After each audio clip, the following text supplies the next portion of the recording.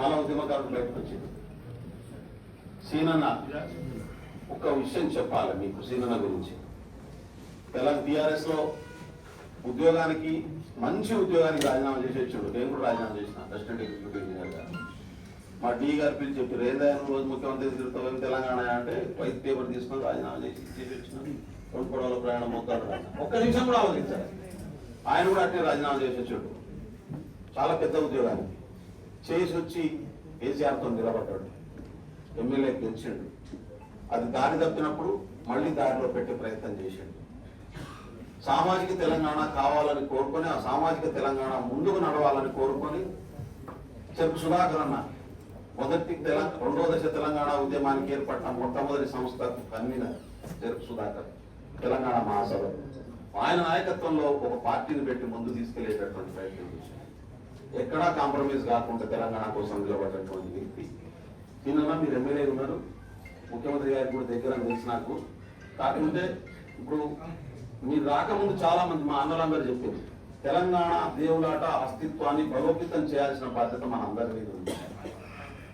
మనం తెలంగాణ రాష్ట్రం ఎట్లుండాలని కోరుకున్నాము. సద్వమి విమర్శకు ప్రభుత్వం ఎప్పుడూ సిద్ధంగా ఉందని నేను ముందే చెప్పాను. ఎందుకంటే విమర్శ లేకపోతే ఐచ్చకుంటే ఎట్లు నడవవు. ప్రభుత్వం నడవాలంటే కూడా ఐచ్చాల్సిందే.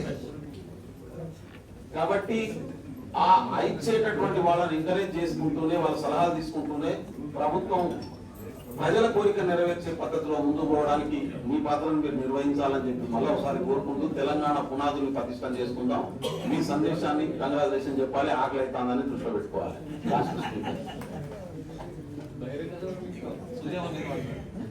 గొప్పగా మళ్ళీ పోరాటం చేయమంటున్నా. గవర్నమెంట్ ని కూడా అవసరం ఉన్నప్పుడు ఏదో చెప్తున్నారు భాషల్లో చేస్తానికి మేము సిద్ధంగానే ఉన్నాం, కానీ కేసులు తక్కువ పెట్టమని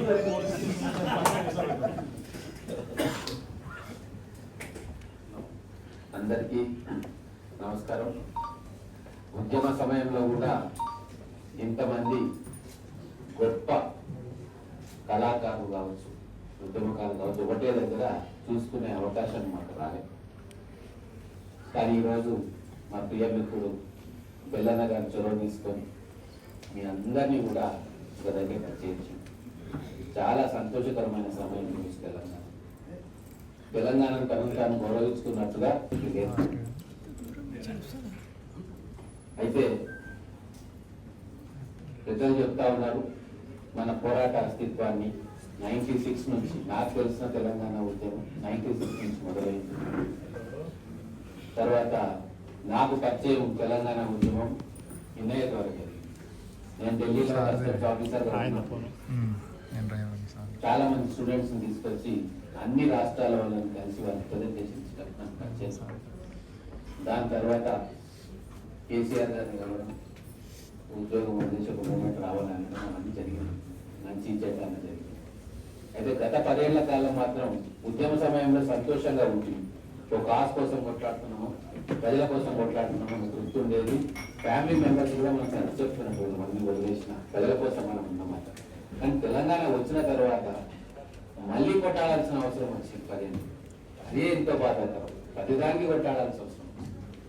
అప్పుడు చెప్పుకోవడానికి కూడా మనకి ఏం లేదు.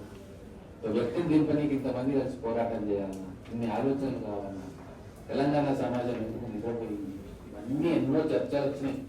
అల్టిమేట్ గా ప్రజల సంకల్పం నెరవేరింది.